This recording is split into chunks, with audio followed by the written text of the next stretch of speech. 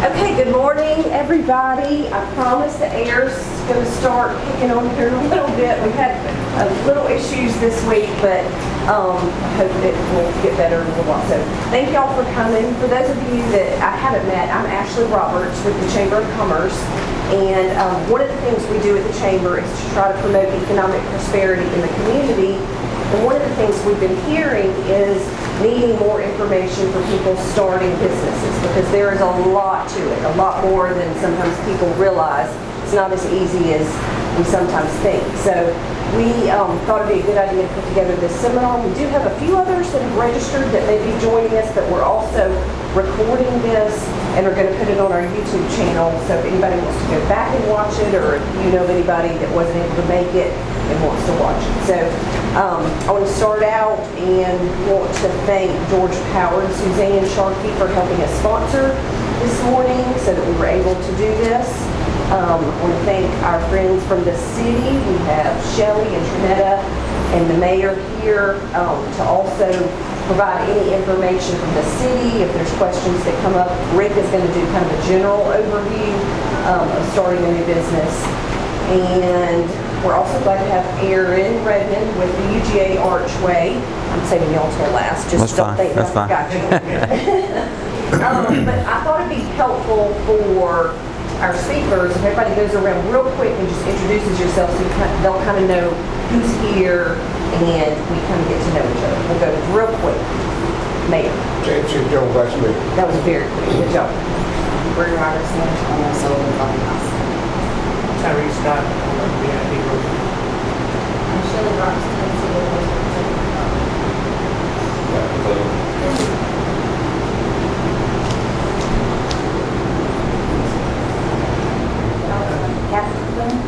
Okay. And Stephanie, y'all probably know in the back. Right, Trinetta. Trinetta Skinner, Assistant City Manager, Suzanne Sharkey, George Power. Aaron Redmond, Archway Partnership. All right.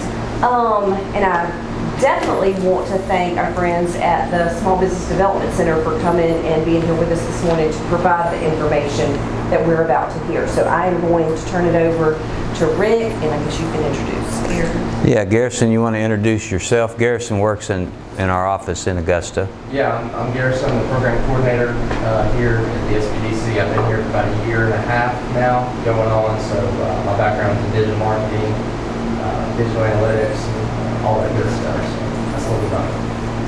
Yeah, we've got Garrison working on his MBA so that we can transition him into a consultant here in the not too distant future. So we did that with Rebecca. For those of you that have met Rebecca, she started as program coordinator, and then I talked her into, she has about 18 degrees, most of them in education, and I talked her into going back and getting her MBA so that we could kind of have a plan to restaff the office as people leave. So so that's part of our plan for Garrison, is one day when I retire again, then we'll have someone that can fill in behind us. So Talking about the Oklahoma thing. yeah, I'll tell you a quick story. You know, I was born and grew up in Oklahoma, so probably couldn't tell by my accent because it just kind of transitions all the way across the South.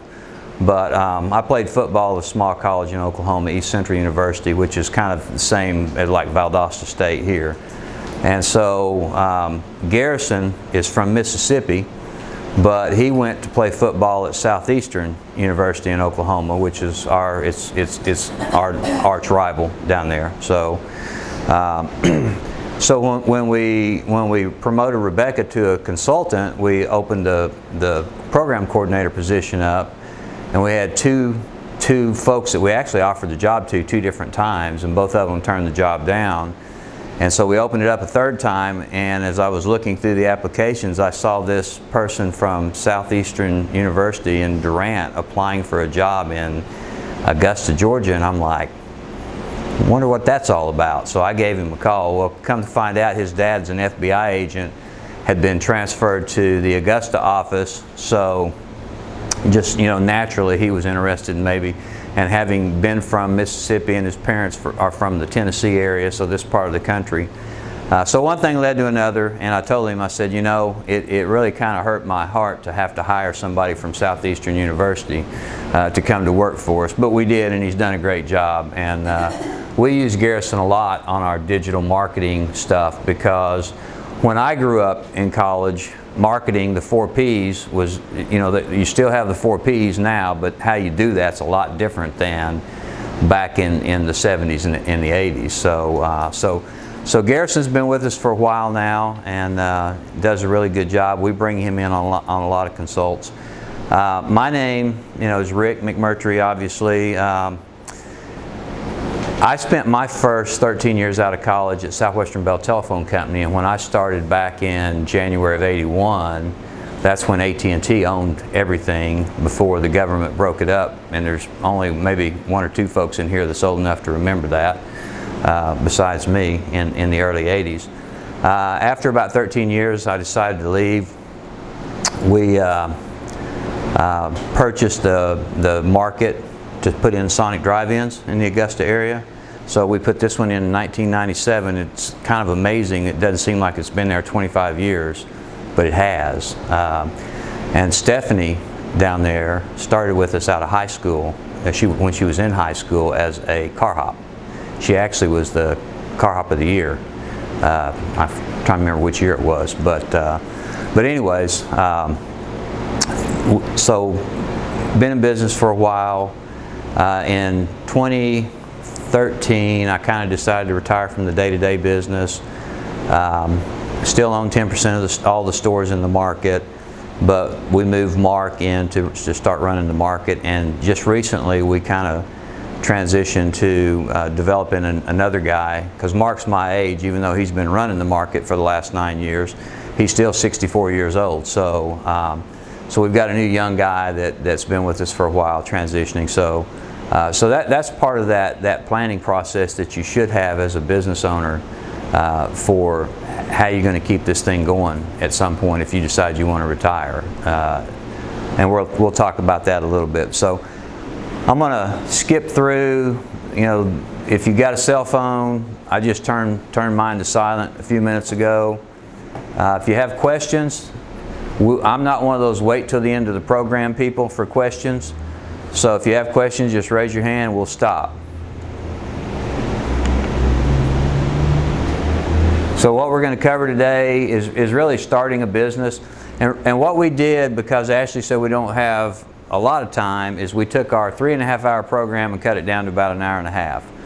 So we're going to talk, you know, we're not going to take a break. It says break in the slide. That's when we do the longer program. So we're going to talk about, you know, is your business idea feasible, how you're going to finance it, how you're going to build your team, making sure you're operating legally, which is a big deal with small businesses, just trust me, and then how you put everything together. So this is our team.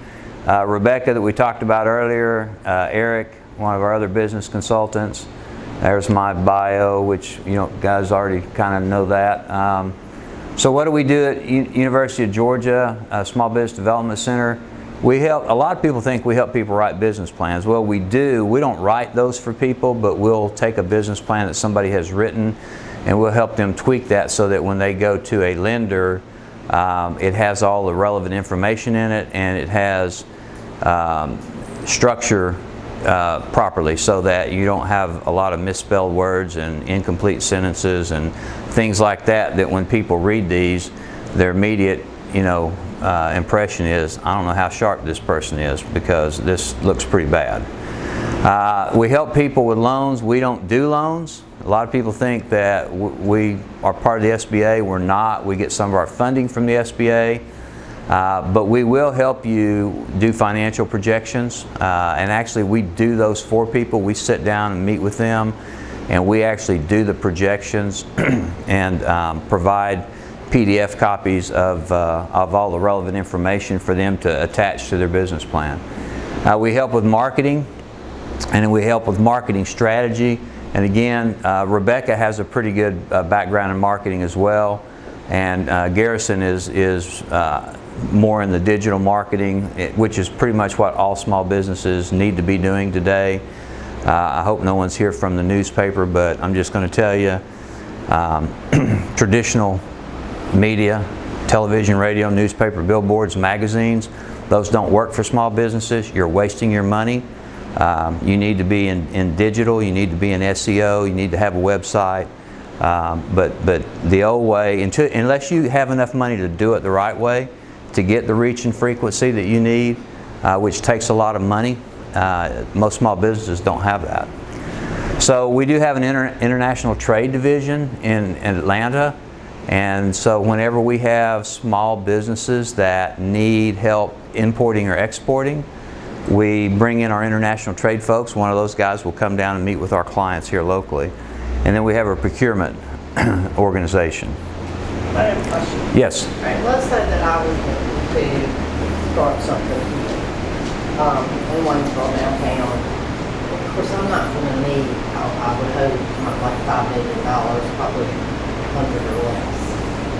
Where, from a standpoint, I don't have any idea how to do this. I just know that there's a possible, I feel like there's a need for this idea, whatever my idea is. I don't even know that. But where, from just sitting there, I understand you got to have a business plan. No bank, no finance, none of them are going to talk to you. Even asking for any kind of money, you got to have something on paper that says this is what I'm doing, where I'm going, and Right. I expect to get there. But would your first step be go to a local bank and walk in and go, hey, I would really like to rent or buy this building downtown, it's been vacant, I have this idea, or do you go to SBA, or do you go to you? I mean, where do you start? Well, actually, you have to start with getting your business plan put together and getting the information.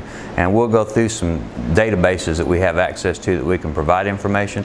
I always tell people to go to the local bank first, because if the local bank thinks it's a good deal, they may finance that as a commercial loan, and you don't have to have SBA backing on it. Because, and we'll get into this in the loan situation part of this here in a little bit, but that's okay. But when there's an SBA guarantee on that loan, there's additional work that has to be done, and bankers don't necessarily really like to do that work. So if you can, meet regular lending standards, they would rather do that as just a conventional loan out of the bank. So we have 18 offices around the state. As you can see, most of those are in that metro area of Atlanta, and that's because of the density of population up in the Atlanta area. Here's the offices that are the counties that we take care of. Out of Augusta, we have 13 counties, and obviously Columbia and Richmond County is the bulk of the population in our area. But we still get to all the counties. I would say, once we get past Columbia and Richmond County, probably the 4 counties that we spend the most time in with clients is Burke County, McDuffie County, Washington County, and Lincoln County. And you would say, well, Lincoln County is probably smaller than a couple of those other counties, but because Lincoln County is so close to I-20 and access to Columbia County, there are a lot of people that are starting to open businesses in Lincoln County, because a lot of the folks that are moving in because of the cyber transition and that big Amazon facility out on the west side of Columbia County, a lot of people are moving into Lincoln County, so it's creating some business opportunities there. So we're going to have some evaluations when this is over, so please take a minute and do that for us. Garrison's got we'll have a QR code at the end that you can scan, so please take a minute and do that for us. So we're seeing a lot of people want to start businesses this year. I mean, we have been extremely busy with people who want to start businesses, all different types of businesses. And so you say, well, why is that? Well, part of why that is I think because of the pandemic that we went through. I think a lot of people kind of reprioritize what they want to do with their life. Bree's one of those. She worked for a large company, she decided, hey, I want to, go do something else. And so that's a lot of it, and so a lot of it is lifestyle change. When you work for a large company, and I was that way when I worked at Southwestern Bell for 13 years.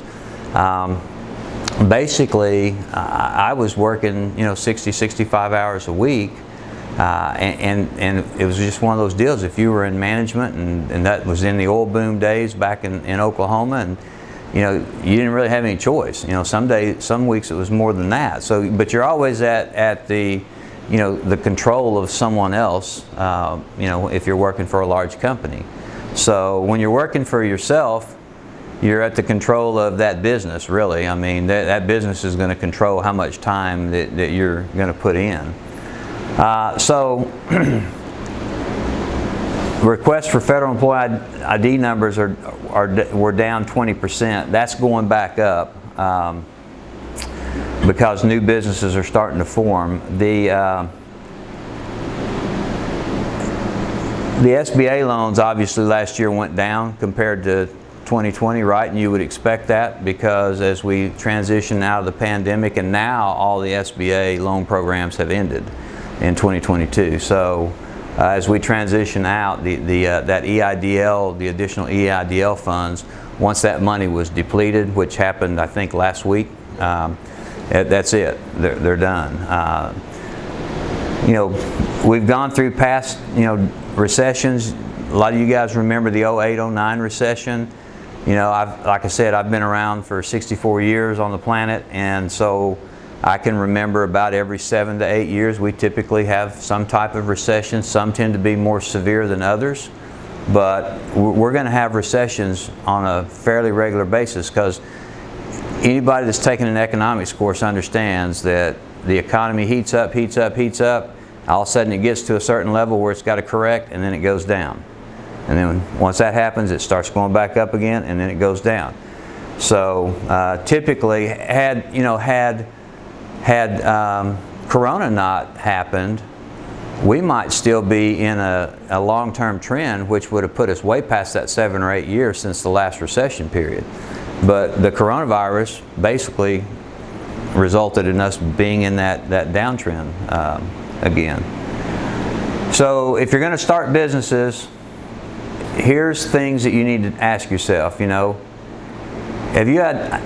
there a new need that customers have as a result of what's happened recently with the coronavirus, or even beyond the coronavirus? Is there a new need that's in the market that you're going to fulfill? Can you do it better than someone else? And are you qualified to do this? Do you have the experience? And if not, can you hire people to help you? And this right here, folks, that word hire, that's one of the most difficult things that businesses are dealing with today. Everyone is struggling to hire people. So, and then how will you finance it? As you mentioned, some people can self-finance. Some people have family members that can help finance. Some people are going to have a bank or some other type of financing to get started. So, but it all starts with answering those 5 questions. And if you don't have something that's unique, you better have a pretty good plan for how you're going to take business from existing businesses, or you're going to struggle. And I'll give you a good example. In 1993, when we came out here, my wife and I loaded the kids up, who were 1 and 5 at the time, and flew out and spent 3 days looking at this market. And I spent most of that 3 days going into competitors, McDonald's, Burger King, Wendy's, Hardee's, and because I wanted to see how they operated. Because I knew that we were going to be another hamburger place, right? Now we have some things other than hamburgers, but for the most part we're another hamburger place. And so it was, what does the competition look like? Well, it was really simple after a few days for me in that the service was horrible just about everywhere I went. The places were not clean just about everywhere I went. So I knew if we had good food and good service, we would succeed because we would take business from other people. When we came out here in 1993, the restaurant market in the CSRA was oversaturated at that time. There was more supply than there was demand. So if you know that, you better have a plan for how you're going to address that, right? And in today's world, it's still oversaturated. It's been oversaturated for almost 30 years. It's probably oversaturated before we came out here, but it certainly is. So if you know you're going to open a business in a market segment that has more supply than demand, you better have a really good plan for how I'm going to take that business from somewhere else. So, again, we talked about, do you have experience and financial stability and the time to do a business? Here's what I tell people. You don't necessarily have to have 2 years worth of experience in what you're trying to do, but you need to have the ability to go get some experience, or a bank's going to be a little hesitant to loan you money. They typically like to see people have 2 years experience in what they're wanting to open a business in, because they have data that says that people that open businesses in segments with no experience have a high failure rate, higher than normal. So, again, market feasibility. Would you want to have opened a business in April of 2020? No, because everything was still shut down, right? So you got to understand what the market's looking like at the time. One of the things people are going to have to start thinking about here pretty quick is what's the cost of money going to be, because the Fed just raised the interest rates 50 basis points yesterday, and that's going to be the first of several that happened. Going back to 1981 when I bought 82, when I bought my first house, I found a 9.5% assumable FHA loan on my first house, and the regular interest rates if you were buying a new house were 16-17%. Inflation was running about what it is now, 8-9%, and unemployment nationally was about 8%. So, but what that did is while it didn't keep me from buying a house, guess what it did? It kept me from buying a little bit bigger, nicer house, right? Because I still only had so much money that I could make in payments. So, and that's the same thing that we're telling folks now is, these loans, they're going to start going up. The interest rates are going to start going up from the banks. So what kind of communication skills do you have? That's important for anything. Doesn't matter. You need to be able to communicate with your employees if you're going to hire employees. You need to be able to communicate with your customers. You need to be able to communicate with your vendors that you're purchasing stuff from.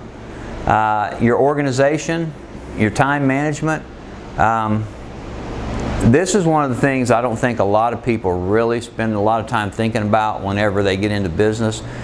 And that is how to organize everything and how to organize your day, because I can tell you, when you get into business for yourself, you don't control the business. The business controls you. And especially in the early years. My first 2 years out here, I took 2 days off each year, Thanksgiving Day and Christmas Day, because the stores were closed those days. The rest of those first 2 years, I worked 80, 85, sometimes 90 hours a week, every week, week after week after week for the first 2 years. So time management was critical, right? Because I had to make sure, even though we opened stores, and so I was helping make sure those were okay, and then I was going and helping, making sure we were getting the next store open and the next store open and hiring and doing all that stuff. So I had to have pretty much a schedule set up for what was going to happen when, because even though you're working 80, 85 hours a week, you can't be wasting any of those hours. They need to be effective. You need to be able to think strategically. And again, thinking strategically means looking down the road and determining how you're going to get there.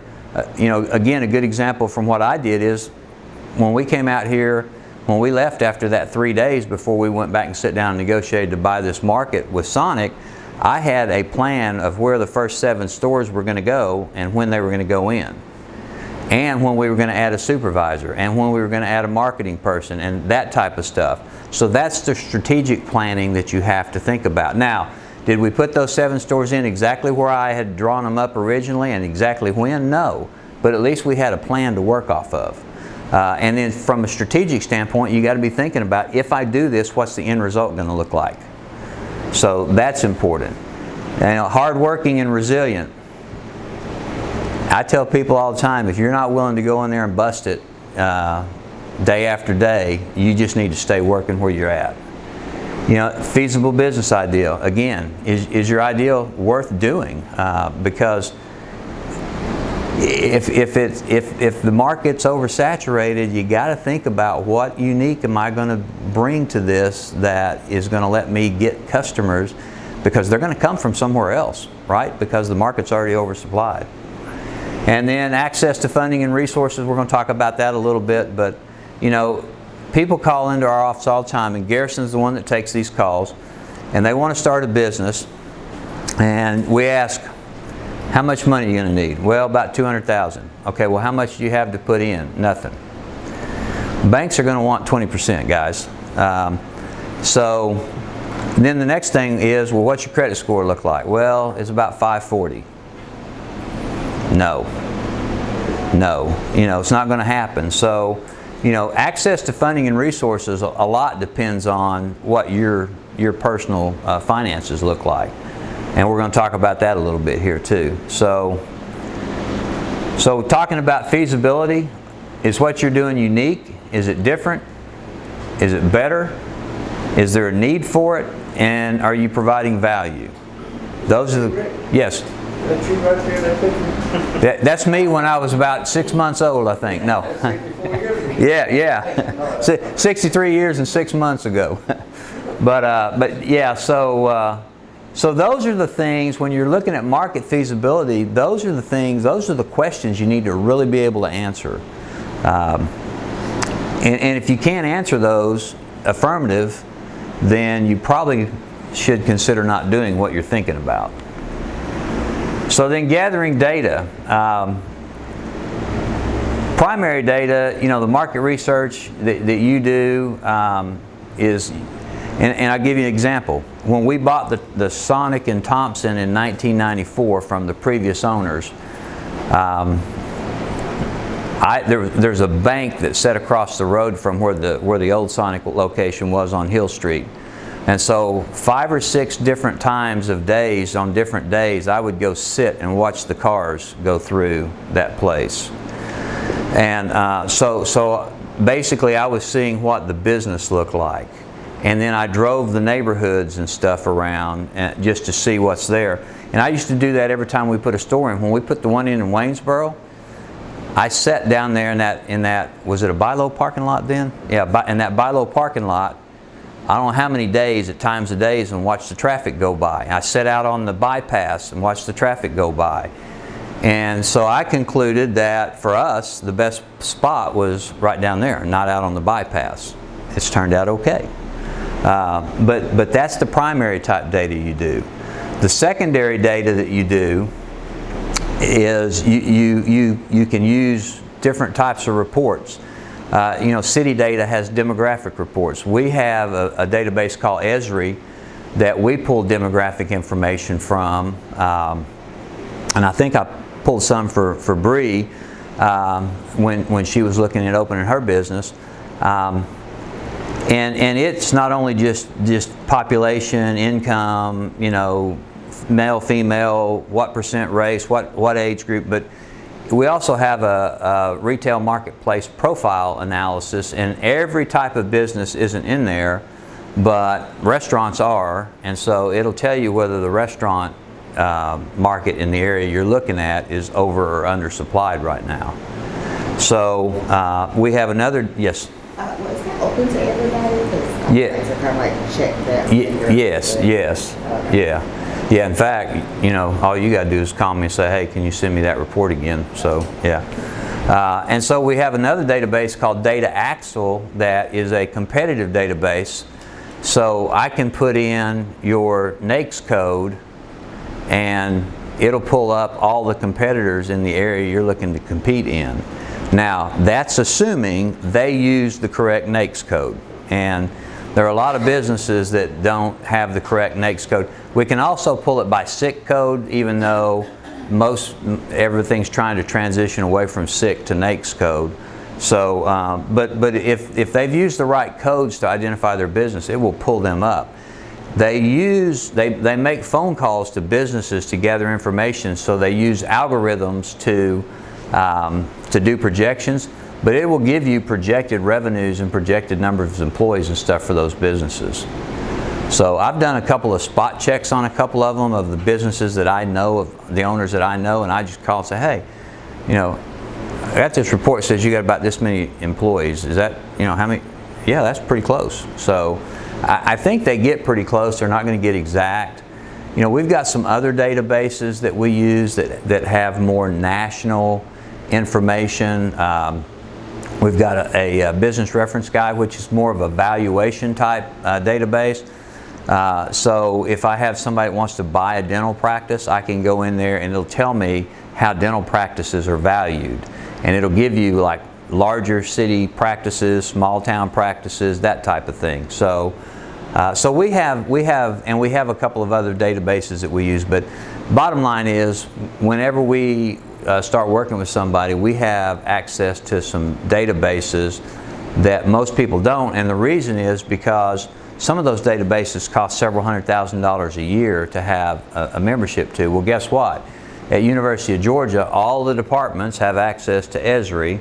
All of them have access to Data Axle. So when you've got all those departments accessing that data, then it becomes more cost effective to pay that kind of money than if you're one person in one business and you need some data, and it's going to cost you $50,000, $75,000, $300,000 for a subscription.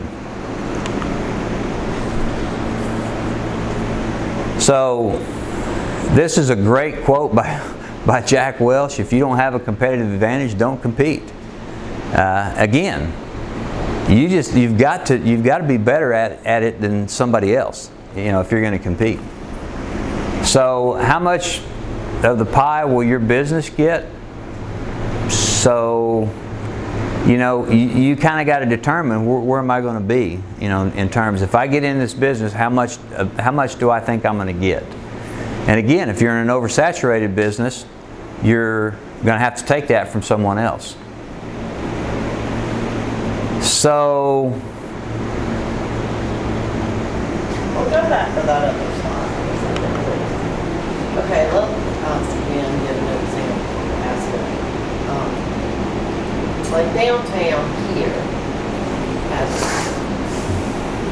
3 or 4 little boutique shops. 4. Yeah, okay.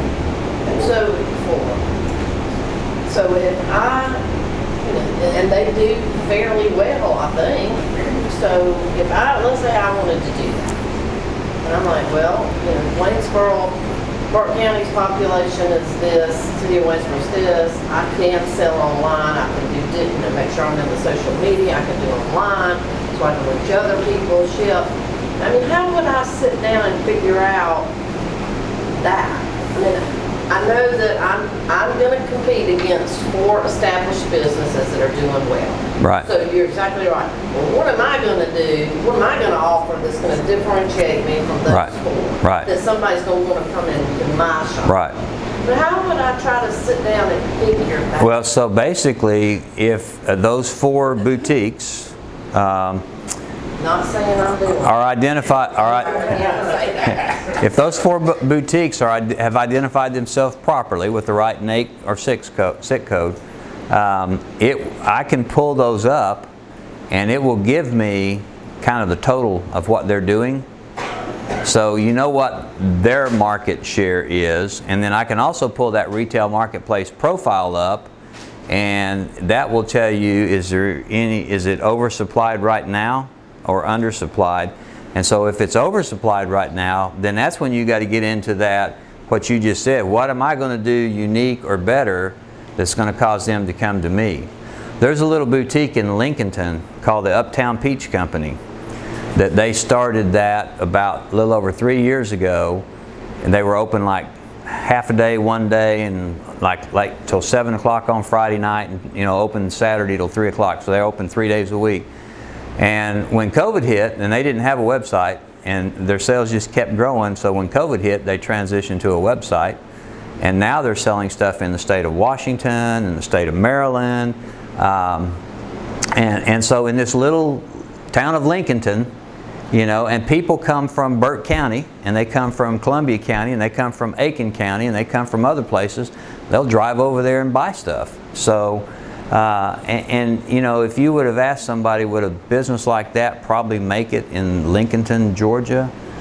The answer would have probably been no. But again, they were just resilient, and we're going to make this happen. But they also have transitioned the business, as market requirements dictate, to change to make sure that they can keep growing. So, but yeah, I can pull that information. So you've got basically here, these are all direct competitors, right? They are sub-sandwich places. So indirect competitors then are other food businesses. So you could throw McDonald's, Hardee's, Sonic, you could throw anybody in there. And then alternatives are, and this is what's happening to some niche food businesses right now, is alternatives are, they can go to Publix or another grocery store and buy the stuff and make it at home instead of going out to eat. So but you've got to think about that whole thing, and I've got a couple of clients that are in that niche food business that are more protein based, so beef and chicken, and so guess what? Inflation has done to those things. Those are two of the higher things that prices have gone up for. And so it's impacting their business pretty significantly in terms of food costs, in terms of having to take price increases and stuff. But they're seeing some of their clients shift to just going and buying the stuff. While it was nice to be able to pay a little extra to have somebody make it, inflation's taken a bite out of everybody's budget. So they're seeing some of their customers that are now going and instead of coming to buy a $30 meal for the family, to take home and open up, and they'll go spend $10, $12 at the grocery store and make the food themselves. So, but you need to understand that. So industry outlook, is your industry, are the conditions favorable in your industry? So you need to understand what you're getting into. We talked about the NAICS system. We talked about Census Bureau. You can get data from there. Google Trends has data. Trade associations are a good place to get data, but you got to head out early, don't you? Yeah. Okay. You're okay. Bree and I already had a conversation before today. So could I interest anybody in a Blockbuster franchise? Yeah. So you got to understand where your industry is trending toward, because if you're in an industry that's going this direction, you probably need to think real seriously about whether you want to invest in that or not. So pricing strategy. This is something I talk to small business owners about all the time, is you will never compete with Walmart and Amazon and Home Depot and Lowe's and companies like that. You will never compete with them on price, because you can't buy to the scale that they can buy from a price standpoint. So you need to be thinking about, how do I compete with those folks? And I come back to, and I've been saying this since I was I was on the Main Street Committee in my hometown when I worked at Southwestern Bell. I got moved back to my hometown in one of my stops there. And when we developed the first Main Street program there back in the 80s, and I still remember all of the business owners saying, because Walmart was coming to town, right? So I still remember all the business owners saying, we can't compete with Walmart. I said, yeah, you can. Well, how? I said, well, you're not going to compete on price. You need to compete with service. You need to provide such great service that people aren't even tempted to go to Walmart. And they said, well, what does that mean? I said, well, that means most all of y'all close at noon on Wednesday, and you go to the golf course or you go somewhere else. So, and almost all of y'all close at 5 o'clock during the week every day. So guess what? Everybody that's working till 5 o'clock, if you close at 5 o'clock, they can't come to you to buy anything. You need to stay open. I said, you're opening at 8 o'clock or 9 o'clock. I said, open at 10. Stay open till 6 or 6:30. Well, we can't do that. Well, why is that? Well, we got to be home for dinner. So I'm like, so you're giving them the opportunity to take your business. So, you know, you've got to, you're never going to compete on price.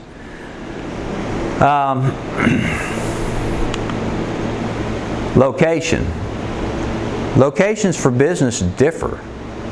If you're in the business I was in, fast food, you better be easy to get into and easy to get out of or people aren't coming.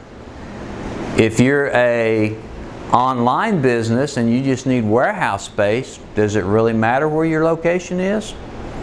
No, because customers aren't coming, right? If you're in a manufacturing facility, location has some merit because you need to be able to get your goods that you're producing via rail or over the road. You need to be able to get those out of the facility pretty quickly. So if you're in the middle of nowhere and it's 40 miles to the next interstate, you need to think about where you're going to be. And so that's why when you typically see industrial parks in most towns, like the one out here, you know, the one in Richmond County, the one in Columbia County, I mean, you just pick a county, they're normally pretty close to either an interstate or a 4-lane highway somewhere. So again, location just depends on what you're going to sell. And then this thing here is one of the things that I talk to people about a lot when they're going to buy property, and I know you'll probably talk about that maybe, but is the property you're looking at zoned for what you need it for? And if not, can you get it zoned that way?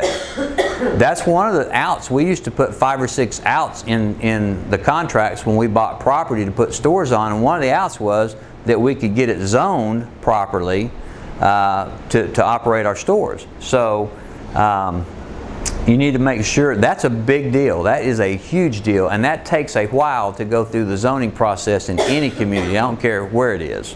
And a lot of people do, when you do have that, I know that order list isn't necessarily first, second, third, fourth. Right.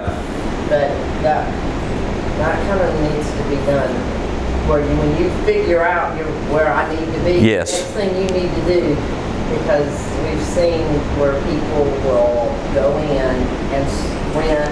And sign a lease, yep. And start renovations, and then someone says, whoa, what are you doing here? Oh, I'm going to open a blah, blah, blah. And they're like, I don't think it's zoned for that. Right. And then they've signed the lease, they've spent money, and then they have to go find out, wait a minute, I should have done this part. So, in addition to the zoning, where we tell people to go to either the city or county office, depending on which entity is over that, the next thing we talk to them is if they're going to be subject to either health department regulations or USDA or some other government entity, is we tell them you need to go there next and find out what they're going to require. Does Scott Lee handle, I know they handle the county, does Scott handle the city of Waynesboro also before zoning? No. Yeah. And Scott couldn't be here this morning.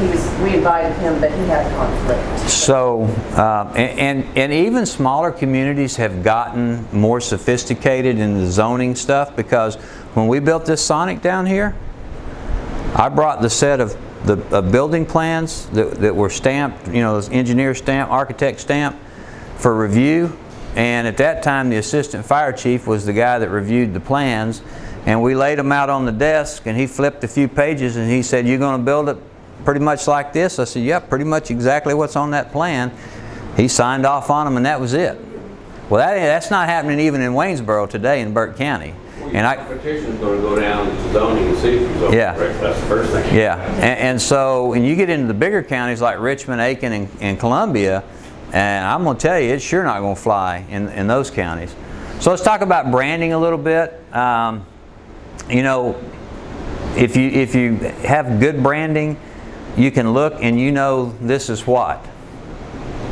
Apple. Yeah. You know, so you know this is Starbucks. I mean, so that's just good branding when people can. You don't have to put your name out there. You can put a logo out there and people know what it is. Again, the girls in Lincolnton at Uptown Peach Company, when you see their logo, you know exactly what that is. So you need to make sure you're thinking about your brand and how you want your brand to be perceived in the marketplace, and then how much money you plan on spending to develop your brand and then promote your brand. So sales forecasting, I'm not going to go through all this stuff here. We'll help you do that. But basically, you need to, and this is as a result of gathering data, you need to be able to determine how much do I think I'm going to do in sales, how much is my cost of goods going to be, how much are my fixed costs going to be, and what's the bottom line going to look like. And so we've got these huge elaborate spreadsheets that we use to create income statements, cash flow statements, and balance sheets. But I've got this little pro forma that I did years and years ago on an Excel spreadsheet that I did every time we looked at putting a sonic drive-in in, and the first tab on there is break even. So I put all of our costs in there, and then I go to the top and I figure out what number I have to have in sales to break even, right? And so then we have some additional tabs with additional sales numbers to, all right, where do I really think I'm going to be, and then what's this going to look like, and then what if we do this amount, what's it going to look like? So, but you need to understand what your costs are going to be able to understand how much revenue you're going to have to do. I've got a client right now that literally we went through this process with, and she has a meal prep business she's been doing out of her home. And so she bought a building over in North Augusta, and she did a 1031 exchange, so she paid cash for it, but she was going to renovate it, put equipment in and all that. Well, once we got to the cost of renovation, the cost of the equipment, added to the cost of the building, and started looking at, while she paid cash for the building, the $400-something thousand for the renovation and a couple $100,000 for equipment was all going to be financed. Once we started looking at all that, she was like, I can't price my stuff where I need to price it to be able to do this business, the way I wanted to do it. Now, fortunately, she's got a building that she can turn around and lease. And she has no payments on it, obviously, so if she leases it for a couple $1,000s a month to somebody, that's just passive income to her.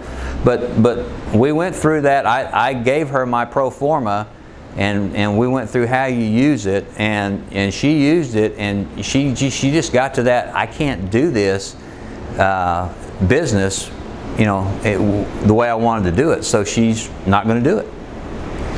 But that's exactly what you need to go through. And you can talk about conversion, you can talk about all this fancy stuff, but the bottom line is, here's how much I'm going to make, here's how much it's going to cost me, and do I have anything left? So this is for people, how can startups estimate their costs, for those that don't know? What's a good resource to estimate their costs? Yeah, so we've got some databases that we can kind of pull some information from. The other thing is we have interaction with a lot of the building contractors around the area. So we get, because we have clients that are either building or remodeling operations, and so we've got a pretty good idea of what the remodel cost per square foot is, or what the building cost per square foot is. We got a pretty good idea about what equipment costs are going to be.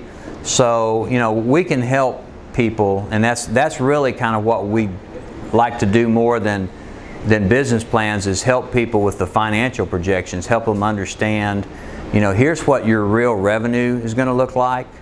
And again, that data axle that I was telling you about, about 5 years ago, I had a lady that contacted me about putting in a hair salon down on Tobacco Road in Richmond County. Well, we just happen to have a Sonic right there at the corner of Tobacco Road and Windsor Springs Road, so I'm pretty familiar with that market, right? So I said, okay, well, send me your projections. So she had projected that the 8 months that she was going to be open, the first year she was going to do $750,000 in revenue, and the next year she was going to do $1.2 million in revenue. And so I asked her, I said, where are you getting those numbers from?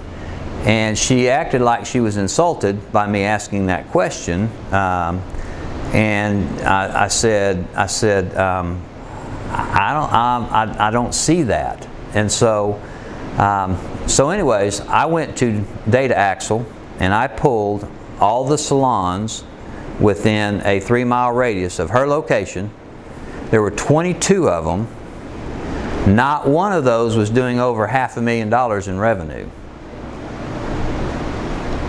And there were only 2 in the whole CSRA doing over $1 million in revenue, and they had 20-something stylists in them. So that's the kind of stuff that we can help with, you know, if we just look at something and our gut says, no way, we've got databases we can go to try to grab some information. So projections for startups, you know, income statements, cash flow statements, and balance sheets, we do those for our clients. We sit down, we grab the information that they have, we grab industry information, but we actually do those. So when we sign someone up as a client, this is something we're going to do for you, and you're not going to get that spreadsheet, because I'm just telling you, there's a bunch of pages that are interlinked, and if you put one thing in the wrong place somewhere, it screws the whole thing up and you'll spend days trying to find it.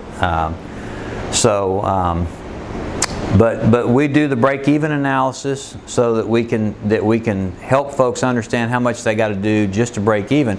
Because there's 2 things that new businesses do every single time. They overestimate what? Revenue. And they underestimate what? Cost. Every time. You know,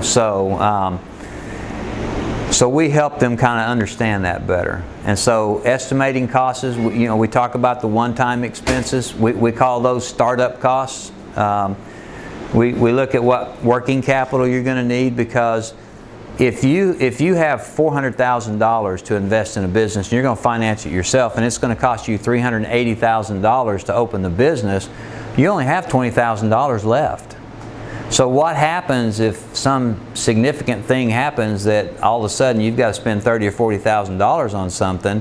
Well, you don't have $30,000 or $40,000. So we talk about how much working capital you really need, you know, to cover so many months worth of expenses in the business. I have a client that I helped start a lawn company. He had been a franchise with a couple of other franchisees with a couple of other companies, and he had a pretty significant amount of cash whenever he sold his franchises in another state, and he was going to self-finance this whole $1 million deal to start his company. And I said, I said, if the bank will make you put 20%, 25%, whatever, I said, put that in and keep the rest of the cash in case you need it.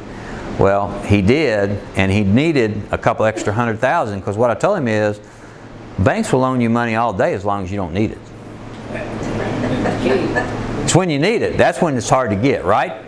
So, you know, I don't know how many times he's thanked me for that, because we helped him preserve his capital that he was able to use instead of having to go back to the bank and try to get more money.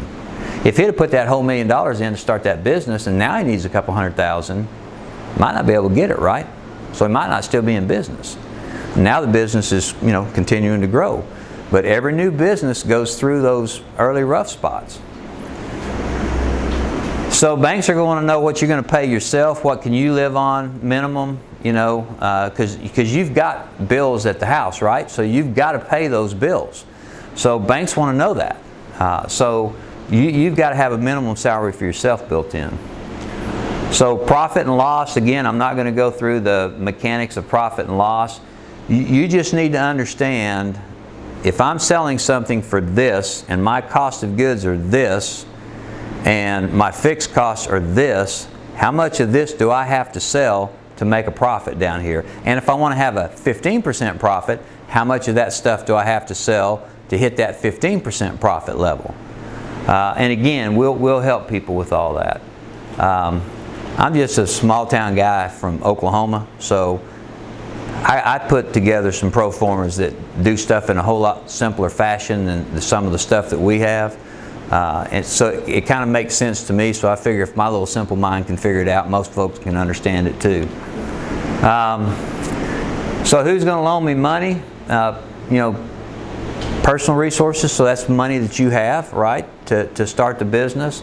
Family and friends. There's always, sometimes there's family members that'll loan you money or friends. Here's what I tell folks. If you're loaning money to a family member, you may as well consider that a gift, because you may not get it back, right? So, yeah. So, but that is one source of money. Suppliers and vendors, sometimes they will give you credit. They will sell to you on terms so that you don't pay for a certain period of time. That's becoming a little less and less of an option in today's world than it used to be. But you can get some terms so that you can sell those items that you bought before you have to pay those invoices sometimes. So banks and financial institutions, we've talked a little about that. I'm going to tell you right now, we're starting to see the banks tighten up on their lending standards. And with this half-point, interest rate increase, you're probably going to start seeing them tighten up a little bit more. Banks kind of ebb and flow in terms of lending. Used to be, before the pandemic, if you were a doctor or a dentist or a veterinarian and you wanted to go out and start your own practice, most banks would finance 100% of that. You didn't have to put anything in. I just had a dentist close on a building that he bought, and he's going to open his practice there. He had to put 20% in. I had a doctor that does spine surgery stuff that left the practice last year, and he had to put 10% in. So, and before 2020, none of that would have happened. It would have been 100% finance. So, they're tightening up. Venture capitals. Venture capitalists and angel investors, you got to be a little careful about getting in with those guys, because typically what they want to do is they want to loan you some money to get this thing up and blow up the sales, and then they want to sell it, and get a big return on their investment, right? So if you're wanting to start a business that you want to run for 20 years, you need to think about, are these two kind of the right place for you to be? So obtaining financing, we talked about that business plan, and that's where you got to start, really. You need a good business plan before you ever go, because they're going to ask you questions when you go in the bank. And if you go in to your local bank and say, hey, I want to start a business, they start asking you questions, you don't know the answers to them, you're done. Your personal credit, that minimum of 650 is probably now closer to about 680. So if you're in the 500 range, you're out. Your capacity, how you're going to be able to repay the loan. And really, what I tell folks is, this is really the one that the banks are really worried about. If I loan you money, can you pay me back, right? When you get right down to it, that's what they're looking at. Your capital, so how much do you have to invest?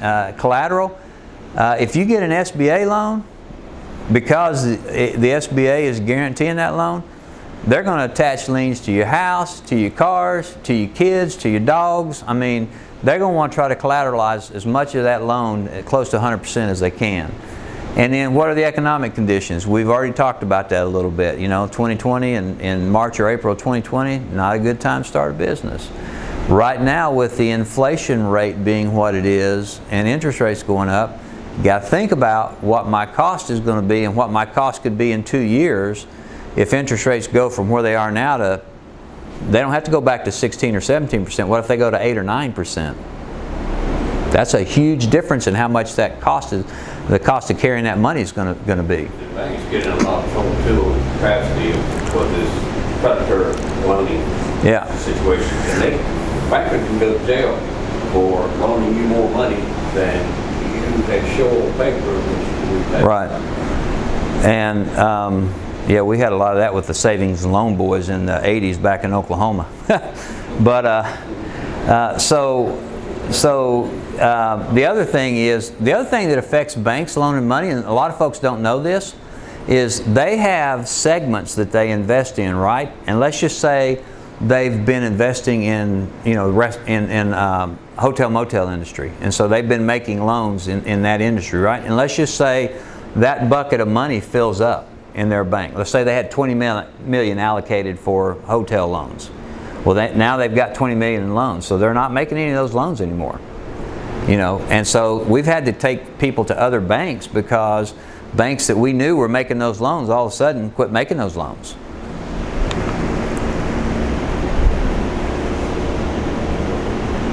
So, outside of the pandemic, this is a true statement. No government agency is handing out free money to start a business regardless of your gender, ethnicity, or economic status. The SBA does not make grants to business owners as a normal rule, though it does offer a wide variety of loan guarantee programs. And so that is absolutely true. In normal circumstances, there are no grants to start a business. The only time that there's an exception to that is if there is an extreme economic need in an area that can't be fulfilled. There could, like a daycare in an area that needs daycare, but there's nobody that's putting in a daycare there. They may do something along those lines, but it has to be very specific. It's not just as a normal course of business. So operating legally, I'm going to talk about this real quick. So federal and state licenses and permits. If you're operating in Waynesboro, you need a business license, right? If you're operating in Columbia County, you need a business license. If you're operating in Richmond County, you need a business license.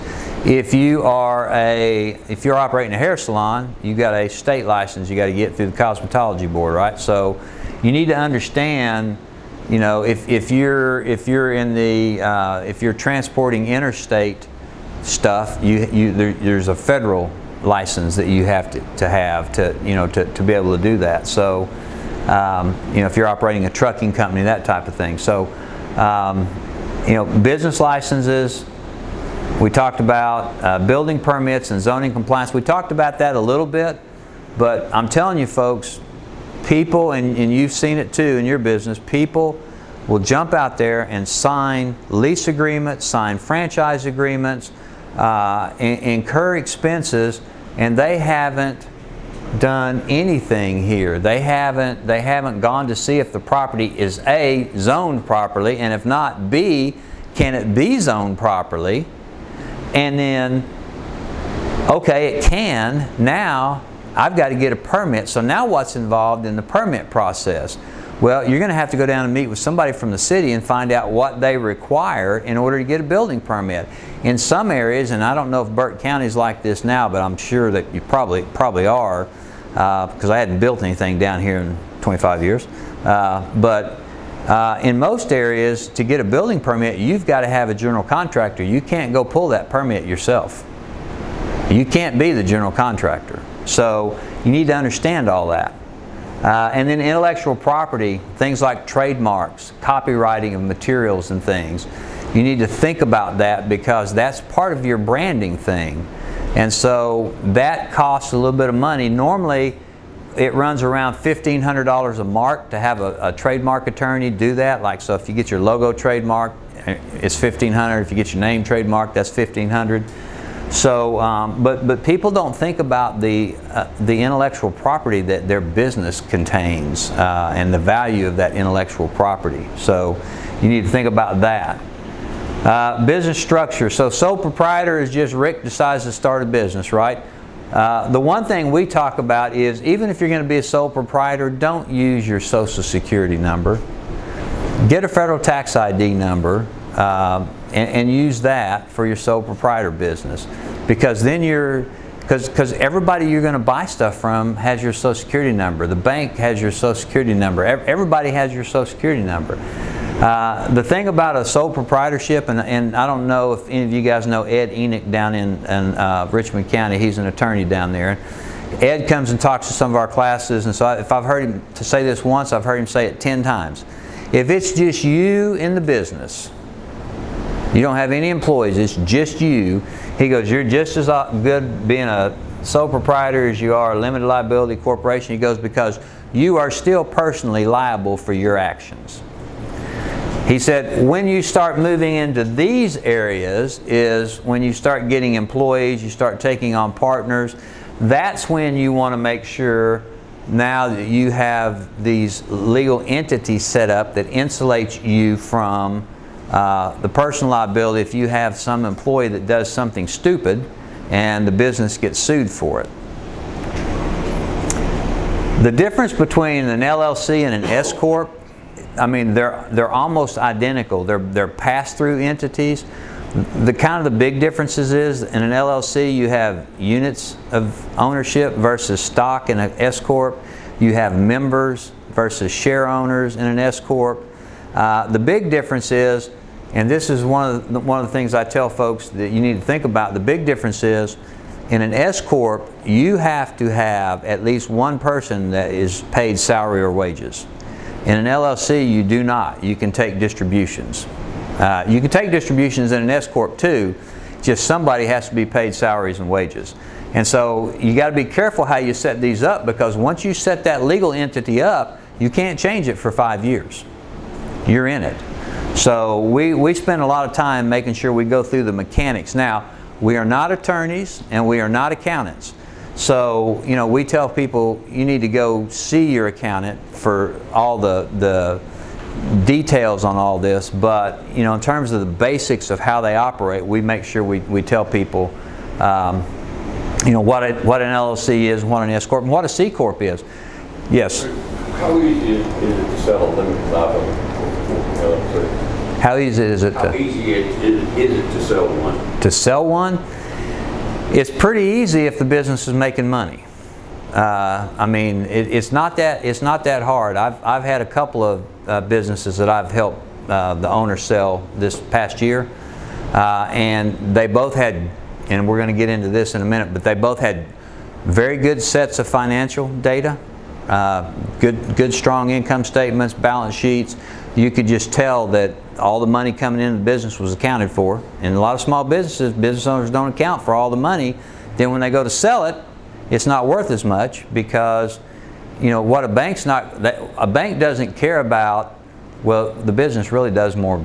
We really do more business than this. You know, well, that's great, but you just devalued that thing when you sell it. But if the business is well run and has strong financial statements to support it, they're not hard to sell.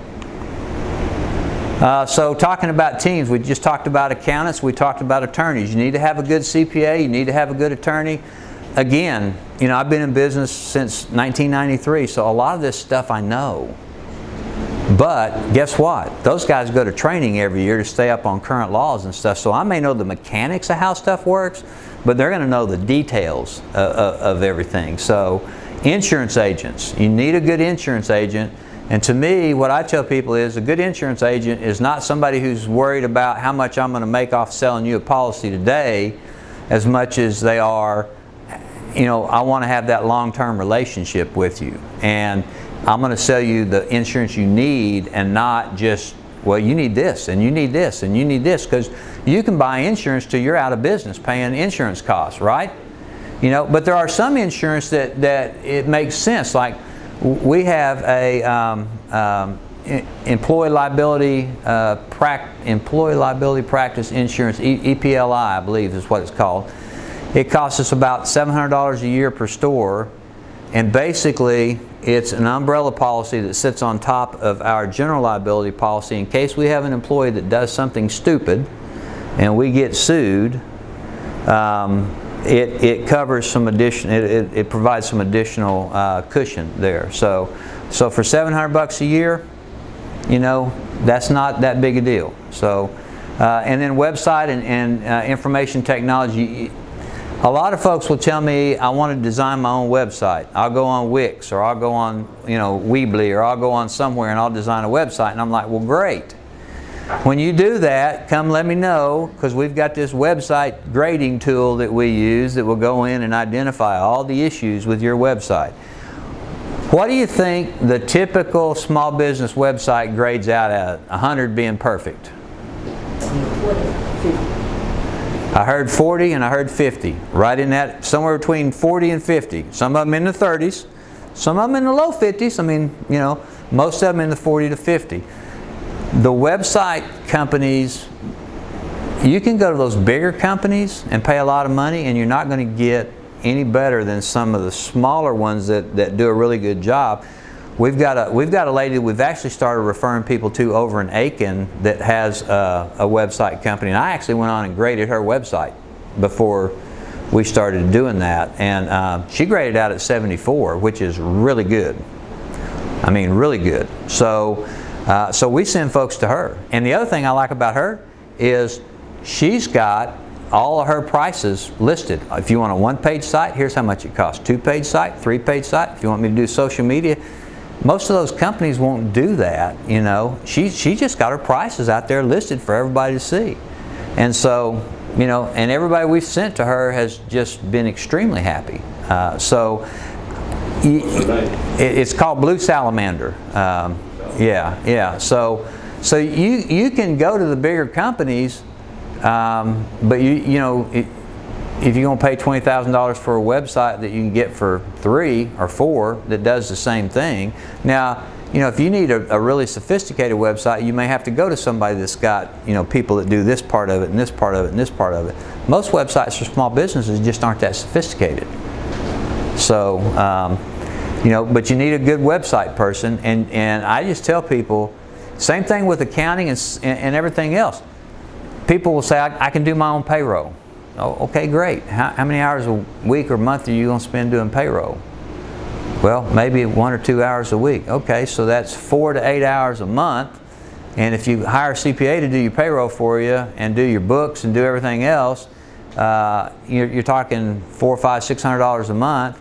In that 8 or 10 hours that you're spending on payroll, how much revenue can you generate for your business during that time? And oh, by the way, what are you going to do when you made a mistake on your payroll, either on filing your federal at EFTPS or filing with the Department of Revenue in Georgia, and you get this little letter that says, oh, you know, you made a mistake, and in addition to owing us this additional money, there's some penalty and interest associated with this thing, and how much time is that going to take you to resolve? So you just think about that. Some costs of being in business are worth the cost of being in business. So let's talk about the business plan. The executive summary is the first thing someone's going to read. It's the last thing that gets written. It is the summary of the plan. You know, you have the business overview, what it's about. You want to talk about your marketing plan, how you're going to market the business. You want to talk about your management, who's going to manage it, you know, how you're going to staff it. The financial information, again, that's the stuff that we do, that we put in an appendix in the back of the business plan. It's the income statements, cash flow statements, balance sheets, and any other financial type information. And then any supporting documents. You know, sometimes if you're a doctor, dentist, or if you have a specialty license, they'll want to see a copy of that at the back in the supporting documents. I love Dame and Johnny. Any of you guys watch that show? So, Shark Tank. You'll be more creative. You're going to go, you know, you're going to go hack yourself. You're going to start a business with the mindset people have now. So, you know, basically what he's saying is, you know, entrepreneurs are kind of crazy. So, yeah, and we are really. I mean, I tell people all the time, sometimes it's good to not be smart enough to know that you shouldn't do something. So, you know, things to take away is at UGA we have a lot of resources. And in this area, because Burke County is a little bit more rural, and so you got farming and stuff down here, you know, we have an extension office here, good extension, you know, agents here. And so we do some programs. We've done programs in the past with extension.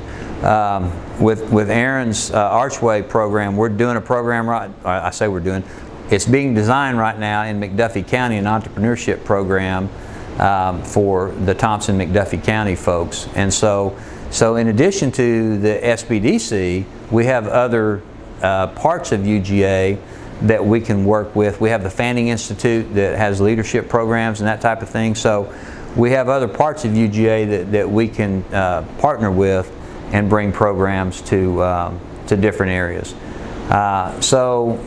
You know, the biggest thing is, do you have an idea that's feasible? I mean, is it really something that is feasible, or is this like a hobby that you kind of think, man, I like cooking, so I'm going to open a restaurant? Well, you know, I like cooking too, but you know, you got to be able to pay the bills. You know, can you finance your business? That's critical. You know, can you build a team? And here again, guys, this may be the most important one of all of them in today's environment. Can you find the people that you need to build the team? Because that's a hard thing.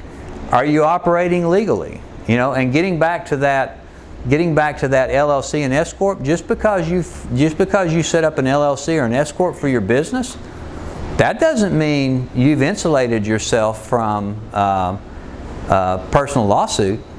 And because what a good attorney is going to look for is, are you commingling your money? So are you paying personal expenses out of the business instead of paying them out of your personal funds? Did you put money in the business? Let's say the business in the early stages needed $1,000 this month. Did you just throw $1,000 out of your personal account into the bank, into the business account? If you did, that's considered commingling. So if you're going to do that, you do it one of two ways. You either put that in as additional capital investment into the business, or you do that as a loan from the owner to the business. Now you're legal. But if you just throw money back and forth, if you pay for your vacation or that Rolex or whatever out of the business, a good attorney is going to find that, and that's what's called piercing the corporate veil. And then guess what? You now are back to being personally liable, just like if you were a sole proprietor. So, but also, that loan from owners works real well, because in times of dire need, you have to do it. You do it to keep your business running. But when you go at the end of the year and you made a bunch of money, you can pay yourself back. That's right. It's not taxable. That's right. The capital, the repayment of the capital on that loan is not taxable income to you, just the interest part of it. So, and if you made yourself a zero interest loan, then you're paying it all back at, you know, no income to you. So, and so then, you know, building the business plan, and that's what we help people. We do not write business plans for people. We've had people call and say, you know, will you write my business plan? No, because if I write your business plan, guess what? It's not your business plan. Now, what we will do is we've got some, you know, we do a business plan workshop 3 or 4 times a year, but we've got some business plan, how to write a business plan documents that we'll give to people that will talk about each segment of that business plan and how you put that information together. And so then what we tell them is, if you will do that in a Word document, send it to us, and we'll take a look at it and we'll help you tweak that business plan. Now, I have to tell you, there's been a couple of folks that I have almost rewritten their whole business plan by the time I corrected everything in it. But you know, you need to do your own business plan, because here's what will happen. If I write Aaron's business plan for his trailer rental business, and he goes to the bank down to Queensboro, and they ask him a question that's in that business plan, and he doesn't know the answer to it because he didn't write the business plan, I did. Guess what that banker knows right now? That banker knows you didn't write that business plan. They know that. They do this for a living every day, guys. I mean, it's no secret.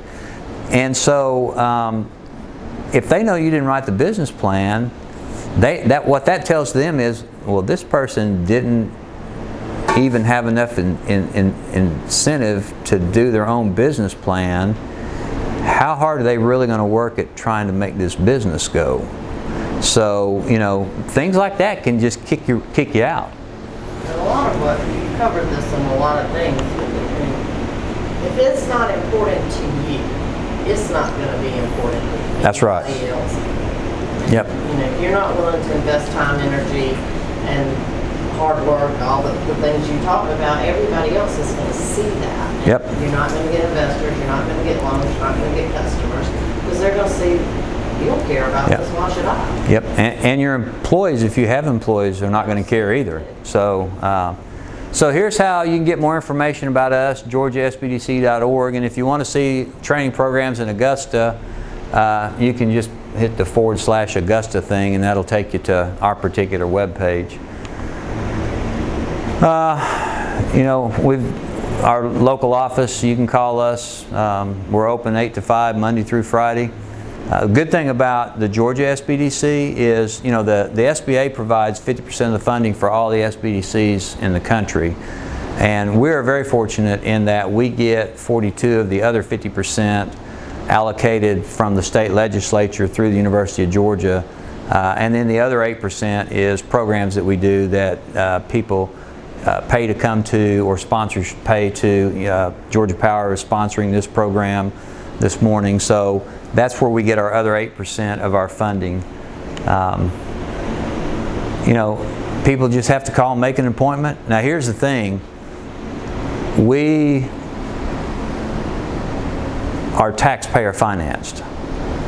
And so we have metrics that we need to meet, helping people create jobs in Georgia, you know, increase the tax base in Georgia. So we are not obligated to see everybody that walks through the door. So we are not going to see somebody that comes in that's got 5 or 6 different ideas in their head that they think they want to start a business, and they have a 580 credit score. We're probably going to send them to SCORE. We're going to work with folks who legitimately want to start a business and have the capacity to start the business. That doesn't mean that you have the ability to finance the whole thing, but you have some money to put into it. You're going to work in the business. You know, you're going to make sure that it's not just a hobby business that you're starting for you, that your intent is to hire employees, maybe not initially, but, you know, in the next year or two to hire employees. So I'm very, I guess I'm probably a little bit more diligent in making sure that we use those taxpayer dollars wisely.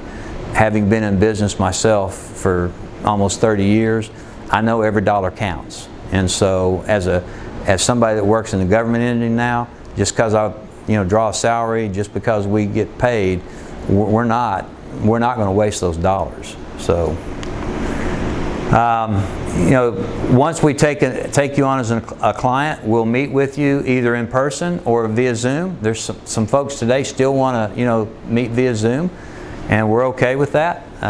You know, if you want to meet in person, we're okay with that. We'll drive out to the counties. You know, Ashley makes the conference room available if we need to meet with a client down here. You know, I just call her and say, hey, conference room available this day and this time, and they put us on the calendar. Same thing in the other counties that we go to. Some people from, you know, the counties want to drive into the Augusta area to meet with us, and that's fine too. We'll do it however somebody wants to meet. You know, we're going to give you work assignments. If you sign up to be a client of ours, guess what? We ain't doing the work for you. You're going to do the work. So we're going to give you assignments. And guess what? If we give you an assignment or two and you don't do it, you get to go see SCORE or somewhere else, because we're going to invest our time in people that are going to do the things to be successful. Just like you said, if you aren't investing in it, no one else is going to invest in it. So we have different training programs. I was talking to Ashley earlier. We just got $2,500 that we're going to be able to use for programs in rural areas to do. We've got a Winning Through Customer Service program that we teach, and we have, what's the other one again? Recruit and Retain Employees program that we teach. So we're going to offer those into our rural counties. You know, they can pick one of the two. Burke County will get one of those. Some of the other counties that we use will get one of those that we go to. But those are two critical things for small businesses. Customer service is critical to help people understand what real good customer service looks like. And recruit and retain is more critical today than it's ever been. So, you know, Randy Griffin at CSRA Business Lending and I were talking the other day when they gave us the $2,500, and he said, we're not really creating any new jobs in this country.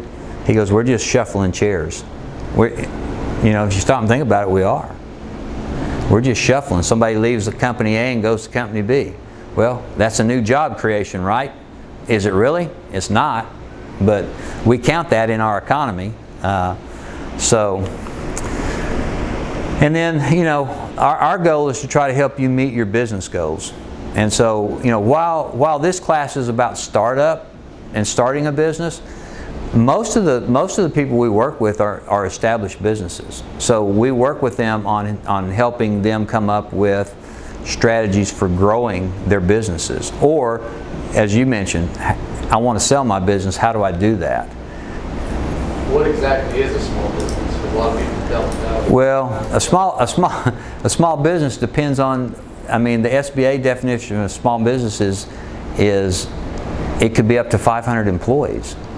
If it's a small mom and pop owned manufacturing plant that employs 500 people, that's a small business.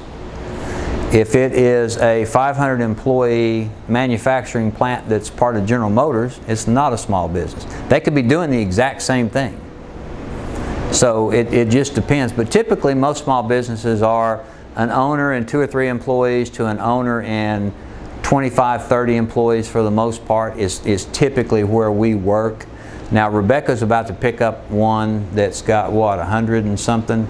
300 and something employees. So still a small business because it's individually owned company. So, but yeah, so our what we really do, if I can help an existing business that has 5 employees expand to 10, that creates more economic impact than if I help someone start a one-person business, right?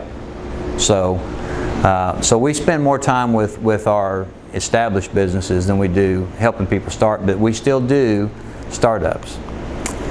So again, we've got 18 offices around the state. Can they scan that? Yep. If you'll scan that on your phone, take a picture of it, and then do the evaluation for me, I would certainly appreciate it. And we're going to hang around here for a little bit. Garrison's boss told him he didn't have to come back to the office for a little bit today, so we'll hang around and answer any questions. Y'all are also going to get a copy of these slides in an email whenever we get back to the office, in addition to a link for this evaluation. So for those of you that don't know how to use a QR code or don't want to do it on your phone, y'all also have that option as well. If that won't scan from that angle, you can get up and walk over Those of you there. that haven't completed, Sometimes those things from an angle. y'all can give those to Yeah. Did it pick it up? Oh, if it comes up top, it picked it up. It might be the angle. Yeah. Call it technologically challenged. Well, from the angle, it's. Question now, do you assist with grant readiness? We do not do anything with grants. We do for-profit businesses only. Now, you know, some of the rural grants have for-profit clearance. Yeah, but we still can't. If it's grants. You don't deal with grant readiness. Now we've got an organization, and Garrison can provide that information. There's an organization that we send people to that will help with grants. But yeah, we can't do anything with grants. Okay. So you don't have any grant writers or anything like that? No. There's actually some grant writers right here in Burke County. So what, I'm a little confused, what? But they charge, I mean. Readiness, what is that? Well, to be grant ready, there are specific things that the SBA looks for. So for a company to have the grant readiness ability, like for instance, there's currently a grant opportunity for Rural Innovation Stronger Economy Grant, and that's basically to bring back the small businesses from the pandemic. That's the Department of Agriculture. Now, are you a for-profit business though? Yeah, it's a rural Yeah. utilities service. And so with that, the eligibility is independent school districts, small businesses, Native American tribal government, federally recognized, county government, special districts, private institutions for higher learning, for-profit organizations, other than small businesses, public and state, and the list goes on. Yeah. So it just depends upon, all grants are not nonprofit. Yeah. So you just have to really do your research. But So we can, but to be grant ready, you have to have certain specific things in place. And SBDC, right. they may not assist with that, but SBA usually has a checklist. Yeah, I was going to say, if you're a for-profit business that is looking, to get a grant, we can still work with you. We just don't have anything on the grant side that we can do. Yeah, yeah. But how's that different than we talked about? There are no grants. well, again, remember I said for specific type things, because of the pandemic, they have created some like little pots here, and so. But this would all be pandemic related, because like I had mentioned. Well, or very specific, like what she just read, they will, and you could go to grants.gov or some of those websites to see, but you're going to have to do a lot of research to find those, and then like she said, there's a criteria that you have to meet to be eligible even to get one of those grants. So, but. That's not just, we don't deal with grants, so we don't have any information in that area. Yeah. But like the EIDL stuff that came out, that first up to $10,000, that was a grant that every business could give. I mean, related to the pandemic. Yeah, right. As a whole, typically they're not, like, and I mentioned, we get calls sometimes of people just wanting a grant to start a business. Yeah, as a rule, that's not. It's got to be a specific, remember I mentioned that some things like a daycare, like in the downtown area of Richmond County, that Laney Walker area, if there's a need for a daycare but no one wants to invest to put a daycare in, there are some special exemption things, and that's what she's talking about. There's some special stuff that's out there for rural business stuff, and that's kind of why Randy gave us some of that money. He said use it for doing some programs in some of the outlying counties. But we just don't have anybody, we don't have any grant writers, we don't have any people that do grants, because all of our stuff is for-profit stuff. Right. But in general, like if somebody just says, I want to open a flower shop in downtown Waynesboro, do you have grants? There are not going to be grants. No. I try to get that across to people, because sometimes the word and people think just because they're opening a business that there are grants. Well, and people hear about grants like the things that she read off, and they think that applies to everything, and it doesn't. If there are grants, they are for very specific targeted things, and there are very specific requirements that you have to meet in order to be eligible for those. Yeah. What else? Any other questions? Like I said, we're going to be here for a while.